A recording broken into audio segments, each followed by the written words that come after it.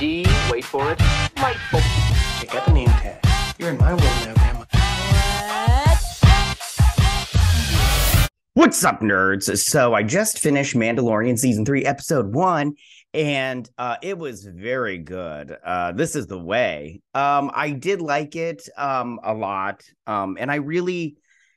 the last Star Wars show we got was Andor, and Andor was a big snooze fest. And listen, I get the difference between Andor and, well, live action, because we've got the Bad Batch, but I'll tell you right now, the Bad Batch sucks this season. So, I mean, whatever. But Andor, I get that they're two different shows, but at least this one has action in it that Andor was missing very much so.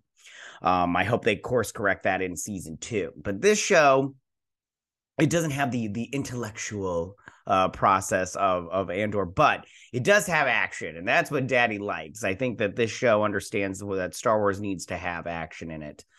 We need like space battles, which we got in this one. We've got the Mandalorians messing up a big giant lizard crocodile thing, or a crocodile turtle, and then we got some other fun stuff. There's a lot of member berries is a thing, but a term.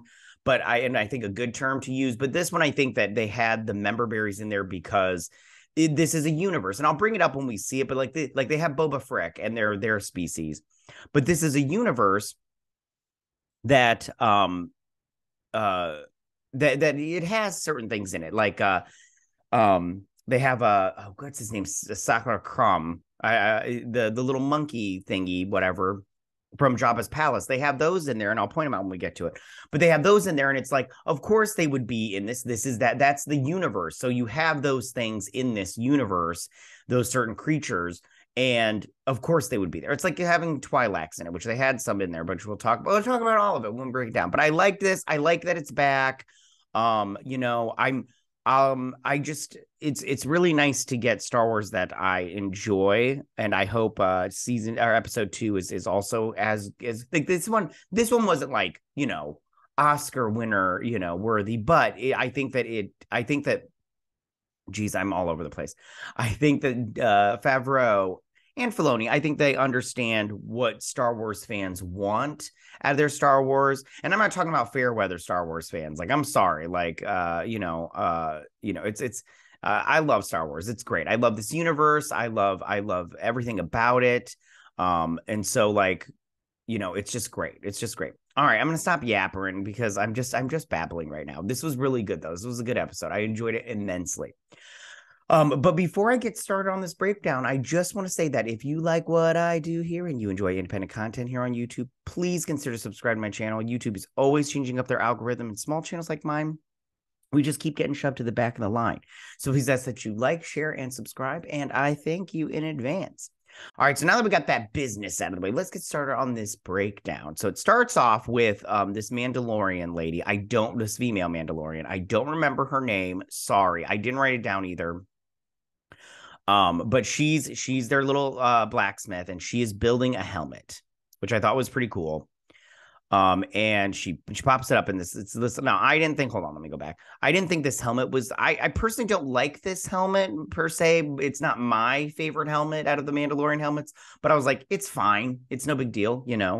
Maybe that's another thing. With the Mandalorian helmets, you can take them off when you're by yourself, but can you request a new helmet? I mean, I'm assuming you can, but let's say, the kid that gets this helmet, he doesn't like these colors. He's like, can I get a new helmet? Huh? Mommy blacksmith, mommy Mandalorian. So she comes out of this cave, and they're obviously having a new ritual. And I mean, I knew, what it was when it happened. I knew what it was. So they're coming out and they're inducting into their Mandalorians a new person, a new kid, and he's obviously a foundling. And so they go through this ritual, and she's all like, "You promise not to take off this helmet and everything, and I will bathe and yada yada yada." So she goes to put on the helmet. She's like, "This is the way," and they're like, "This is the way." She gets this. Now this is replicating the waters from the mines of Mandalore, which is what Mando has to do. Din Djarin has to do to redeem himself for taking off his helmet, which I don't understand that rule. I mean, I kind of get it, but at the same time, I'm all like, I don't get it, you know. I'm just like, it's like you have these weird rules that I'm just like, I don't like them. But it's, you know, at the same time, I'm like, I don't care enough to get upset about it. So she goes to baptize him in the waters, and she sees something behind him. They all see something, and she grabs him, and they like run. And it's this big a crocodile. I don't know the difference between alligator and crocodile, but we'll say crocodile. It's got like a little turtle back and everything. So they're firing on it. Now this was I liked this action set piece and everything. It was really, really good. It's eating Mandalorians. They're flying up. He's like, take to the skies. I was like, yeah, take to the skies. I was like, I love it. So they put on some I liked this shot too. This is a good shot. They put explosives on its back. They're hitting it with its tail. They're rolling around in the water. People are showing bravery by saving their brothers and sisters in arms and stuff. It was really great. It was so good. I loved it. Daddy likes a lot. Like she goes to save him, but then the little kid goes to save her because she gets knocked down. And then as this is going on, this guy, he drops down to save him, but it looks like he's going to get eaten. And I'm like, don't eat the big guy. He's like their bruiser and stuff. But then it gets blasted by Din Djarin and his fighter. I will say this again. I've said this before.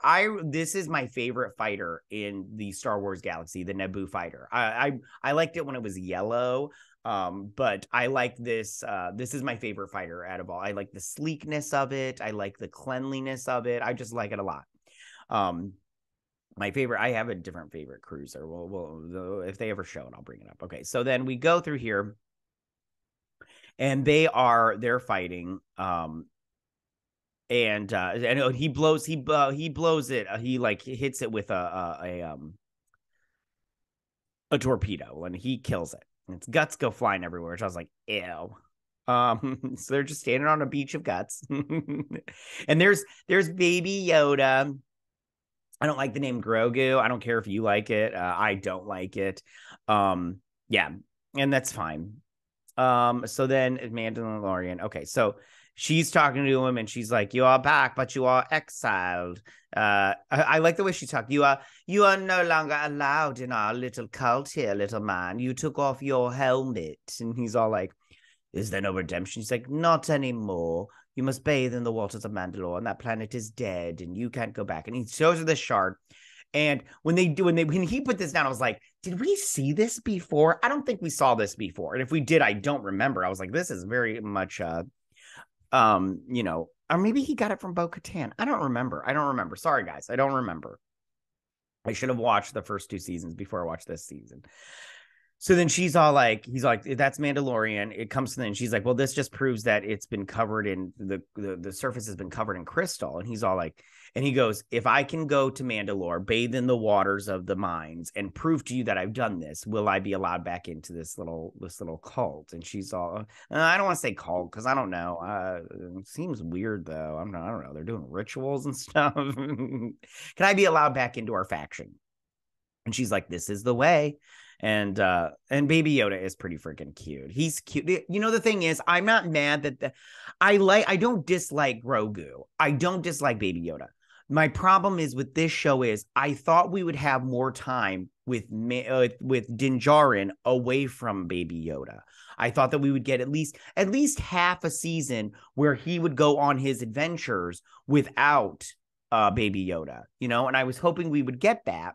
Just to see what he would do, the choices he would make compared to not having him. And we kind of got that in Boba Fett, you know, those 2 episodes. Kind of not really the 2 episodes, more like half an episode before he went to the planet to get him. But I just thought we'd get more time. So anyway, so he's like, all right, I'm gonna go and do this. So he leaves with Baby Yoda, and they're going through this. Now, if you look, so he's looking through this hyperspace, and he's like, oh, this is pretty. He's like, oh, and you see in here now, these right here, I didn't bring up a picture of it. I should have grabbed one, but these are those space whales. That if you remember, and these will come up in Ahsoka, but if you remember in the final episodes. Well, not in the final episodes. It was in earlier episodes, but then it happened to be in the final episodes of Rebels, Star Wars Rebels. Ezra Bridger, if you remember, he was fighting Admiral Thrawn on the bridge of Thrawn's ship. And these are hyperspace whales. Like they can travel through hyperspace just because that's like a natural thing that they do. And if you remember correctly, they took that ship, apologies, to the unknown space, which is actually like, if you read the Thrawn trilogy, they talk about that. It's actually pretty good. The Thrawn trilogy, if you have a chance to read that, do it. It's good. It's very good. So these are these hyperspace whales. I was like, you know what, this is kind of like, because this is kind of like the ocean, you know, and this is like a ship. And when you're going through the, you know, out and you see it today, you know, people on ships, you know, whales will come up out of the ocean, and then, you know, you can see, if the water is nice, then you can see them, you know, swimming next to your ship and stuff. So he's seeing the whale. So he comes down here and he sleeps with Din Djarin. He falls asleep with him, which is super. This is super cute. This is super cute. So they land. I can't remember the name of this planet. I'm sorry. It's like Kalal or something like that. And this is a planet that's in the solar system of Mandalore. And he lands and he's like, oh no, it's not. I'm sorry. We'll see that later. I got messed up. Okay, so this is where they're. This looks a lot like, if you look at this. Hold on, let me just back that thing up. So this looks a lot like the Galaxy's Edge, even though that's not this planet in Galaxy's Edge. They might change that, who knows. But they should have changed it to this planet, whatever this planet's name is. I can't remember. And he lands, and okay, so he lands. And I like this. I think this is nice, you know. It's a little bit of like I don't know if contrast is the right word to use. But so he lands, and he's walking through. I like the subtle colors of the white and everything. It kind of reminds me of like markets in Italy. I don't know. I've never been to Italy. Anyways, so they're checking stuff out, and you see all these aliens. You see that robot chopping stuff up. You know, you see this little bat creature. There's a Mon Calamari. I like the Mon Calamari.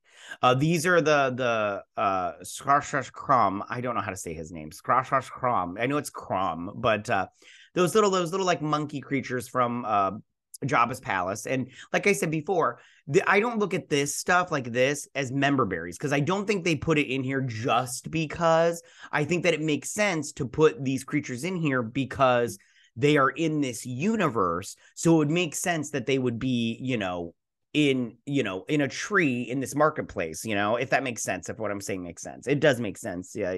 If you just don't get it, you're just not in the know. Anyways, if they put a, I'm trying to think of another creature that they could put in here. If they put another creature in like a cage or whatever, it's like, yeah, that makes sense because they belong. And so this robot here, this protocol droid, is explaining the stuff going on, yada, yada, yada. We have this band with look at that little fat girl. It's a Twi'lek. Ugh. Anyways, Twi'leks are all supposed to be hot. Yeah. And so we get to this robot, this IG-88 statue. And so he's looking at it. And these are made up of parts. Like this right here is actual parts of the robot in the arm, because you can tell this is actually the robot. And so we move forward, and here's Greave Karga.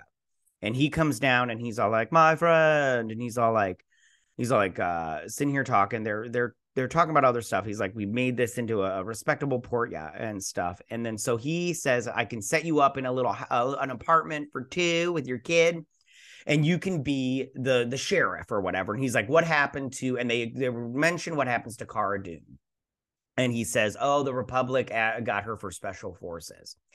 And which is, I'm glad they didn't say she died, because I honestly believe if there's a regime change ever at Lucasfilm, that maybe Cara Dune, that Gina Carano can come back. I am a supporter of Gina Carano. She did nothing wrong. And I will die on that hill. That's just the end of that conversation for me. You will not change my mind. She is a queen, and they did her dirty 110%. Pure love, but not love. Anyways, so he's all like, no, I got to go to Mandalore. So then, and he also talks about, I don't know if he talks about it here. This is where he offers in the apartment. Sorry. Oh, and Baby Yoda steals a Skittle, which I'm like, go ahead, steal a Skittle. They're that's why they're there for. I mean, if you don't, although I don't like when people set out candy like this, it's just open to the public. I'm all like, I don't know where your hands have been. You don't know who's touched that, Baby Yoda. Somebody might have not washed after the bathroom. I'm like, it's pretty freaking gross. But anyways, so this protocol droid walks in, and he's all like, pirates are here. So he's like, ah, crap. So this guy, I don't remember this guy's name. Yeah. And he's all like, we want to go into this bar. And he's like, that's not a bar, that's a school.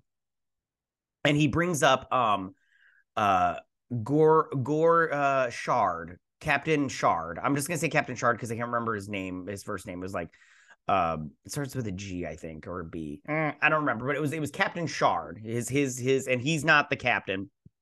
He's just like a little minion. And he's all like, we've done, my captain did so many bad things for you. We killed so many people in this bar. I want to have a drink. And he's like, we can have a drink in my office.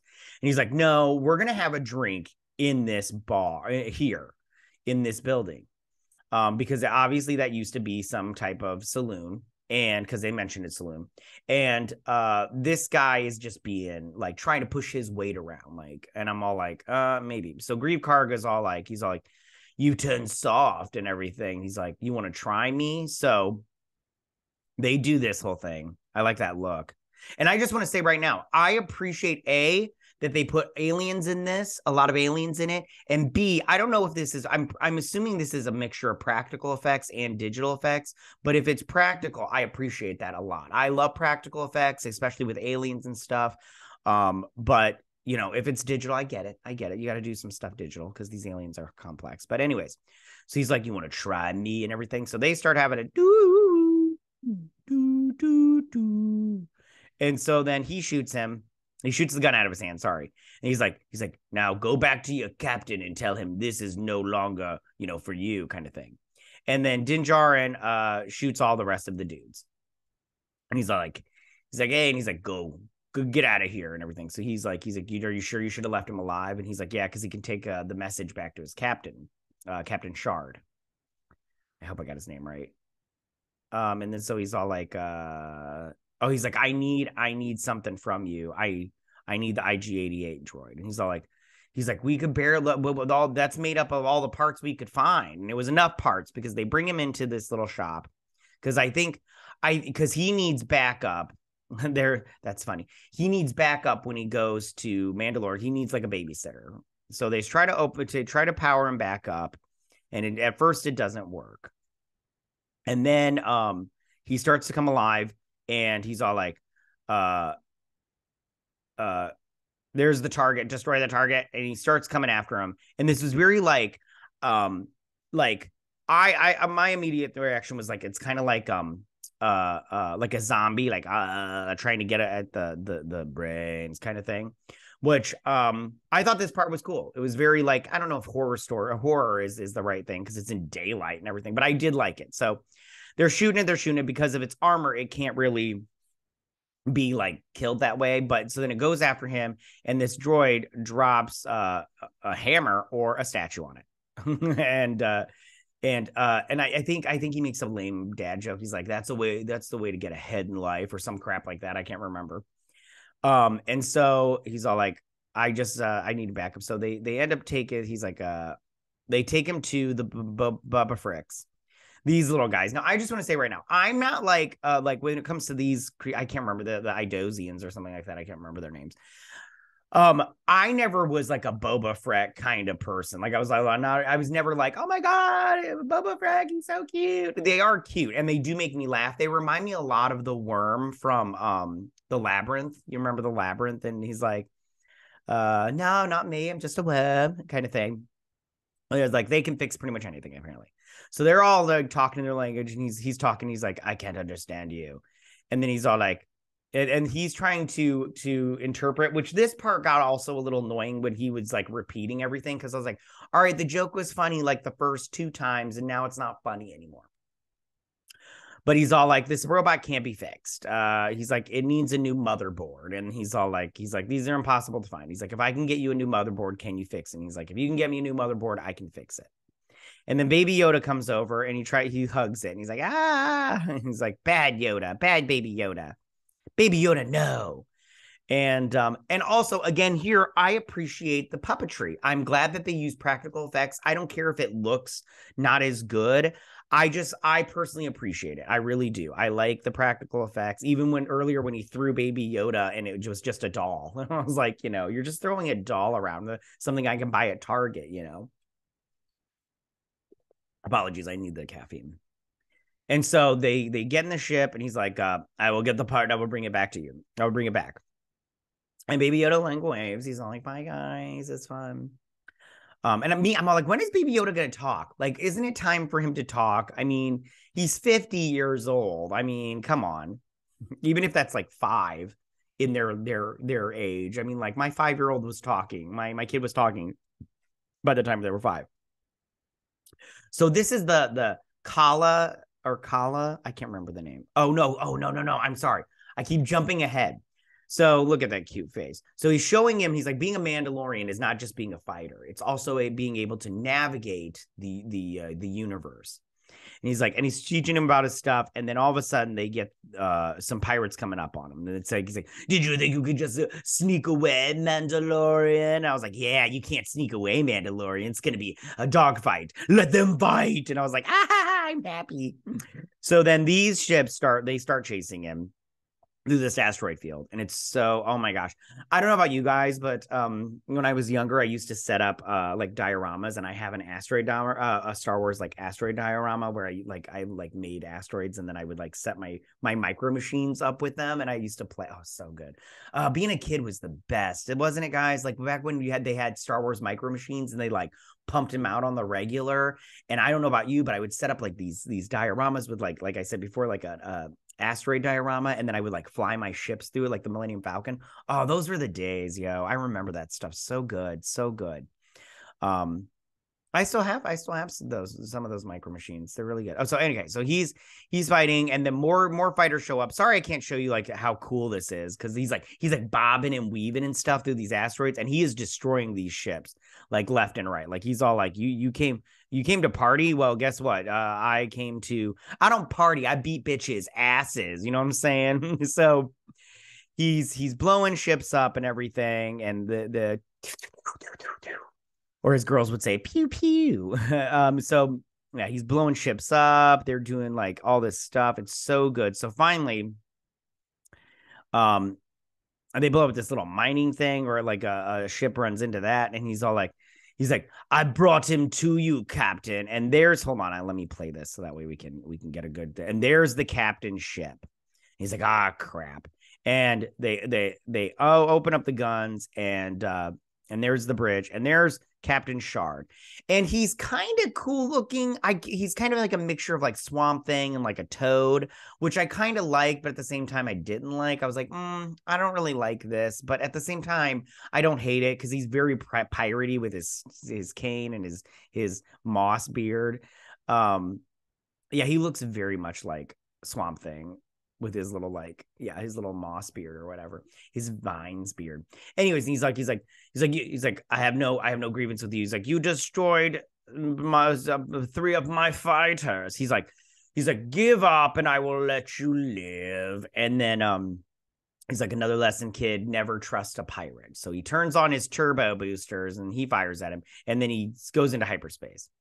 Now they're on that planet Kala. I think it's Kala. And he's like, this is a planet in the Mandalorian system. And they go to the planet. He's like, that's a Mandalorian castle. And I just want to say, I do not like Mandalorian architecture. The lines are too angular for me. But at the same time, I don't hate it. You know, I'm not like, look at this ugly castle. It's just too angular for me personally. So he lands, and as soon as he did this, I was like, he's going to go see Bo-Katan. So then he goes in, and of course it is, he goes up to Bo-Katan, and she's like, Din Djarin. And he's like, I thought, what do you do? And she's, so her forces have left her because she didn't bring back the dark saber, and they've taken their ships, and they're going to be mercenaries and out in the galaxy. And I was like, oh, that sucks. And she's all like, he's like, are your plans done? And she's like, where were you when stuff was going down? Huh? Where were you? And I'm all like, oh, honey, come on. We've already heard this speech before. So then, she's like, do you still have the saber? And he's all like, yes. And she's like, well, why don't you pull it out and lead them? Get them all to rally behind you. And he's all like, and he's basically like, I'm not a leader kind of thing. So then he's all like, I need to bathe in the minds of Mandalore. And she tells him it's underneath the citadel of the main city or whatnot.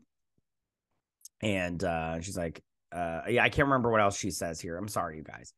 And so she's bitter. She's a bitter old lady, and I'm all like, "Come on, honey, don't give up the fight. If you don't have tunnel vision on this, and you're gone to Plan B, there should be no Plan B. There should only be Plan A." And she's given up because she's a quitter. And then she's like, "Goodbye, Din Djarin," and that's where the episode ends. And it was good, you guys. I liked this episode a lot. Like I said before, like it was good. I feel like this is what Star Wars should be. They keep trying to add all this like stuff that they think is like, intellectual and stuff. And I'm like, listen, yeah, Star Wars can have that, but this isn't like Star Trek where they try to have more intellectual stuff in it. And I think that when you try to make especially Star Wars, when you try to make Star Wars something that it's not, it just doesn't work. It doesn't work. And, you just look like a fool with it. So I'm all like, you guys need to get it together. When it comes to Star Wars, like don't try to make it something it's not. And I think that's what people like with like Andor and like Boba Fett was terrible too, and Obi-Wan Kenobi. They tried to make it something it wasn't, and it just didn't work. It just didn't work. So, all right, you guys, that's my breakdown of this episode and my thoughts and everything. Sorry, I didn't write anything down because I wanted to get this done. I got some other stuff to do and stuff, but yeah. Tell me what you guys think about this episode. Was this a good premiere episode for season 3, or did you think it was lacking? You couldn't have thought it was lacking. It was so good. Like you had the action, you had the cute baby Yoda, you had the intrigue of what's gonna happen. I hope they go to Mandalore next episode because that'll be cool and everything to see, what's like with the boots on the ground kind of thing. But tell me what you guys think about this episode. Go ahead and leave all your comments in that section down below. If you like this video, go and hit that like button. I won't mind. If you're new to my channel, please hit that subscribe button. I'd greatly appreciate it. And I will see you guys next week on my Mandalorian breakdown and review. You guys have a good week. This is the way. Bye.